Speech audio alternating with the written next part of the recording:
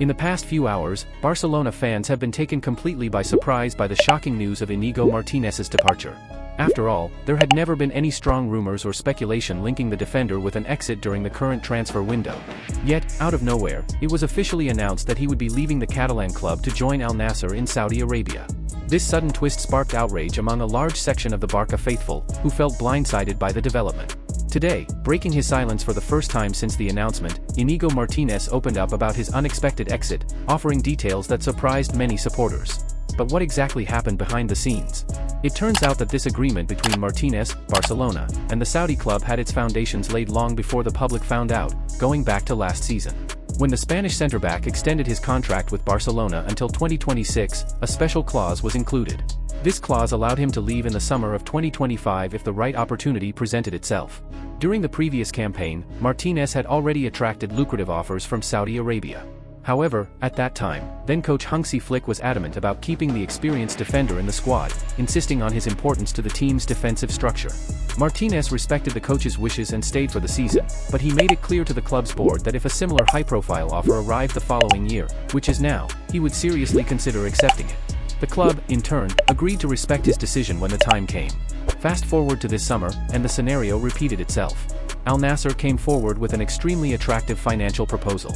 Given that Martínez is now 34 years old and plays in one of the most physically demanding positions on the pitch, he knew such an opportunity might never come again. Aware that his career was entering its final years, he decided to seize the chance for one last major contract.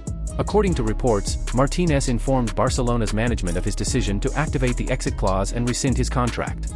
While his departure comes without a transfer fee, meaning the club will not earn money directly from the move, his exit still brings significant financial relief. The veteran defender was one of the highest earners in the squad, and his departure will free up around €14 million in the club's wage bill, improving Barca's financial fair play situation.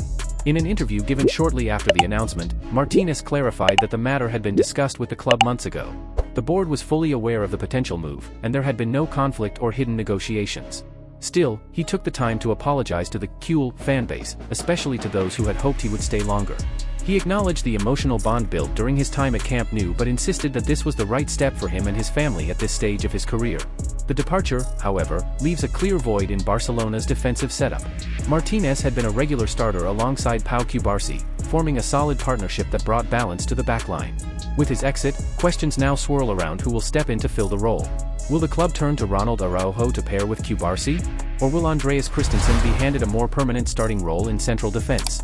There is also the possibility that Barcelona may enter the transfer market to secure a fresh signing. If they do, the choice will be critical, as the new arrival would need to adapt quickly and meet the high standards of the team's defensive demands. The timing of Martínez's move, so close to the start of the season, adds even more urgency to the decision. For now, fans are split.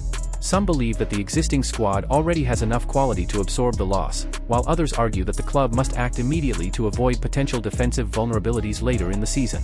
So, with all this in mind, the question remains, in your opinion, who should replace Iñigo Martínez as Barcelona's starting centre-back? Should it be Ronald Araujo or Andreas Christensen stepping in alongside Cubarsí? Or should the club look to bring in a brand new signing? And if so, which defender would you choose? Let me know your thoughts below. I'll be reading your comments.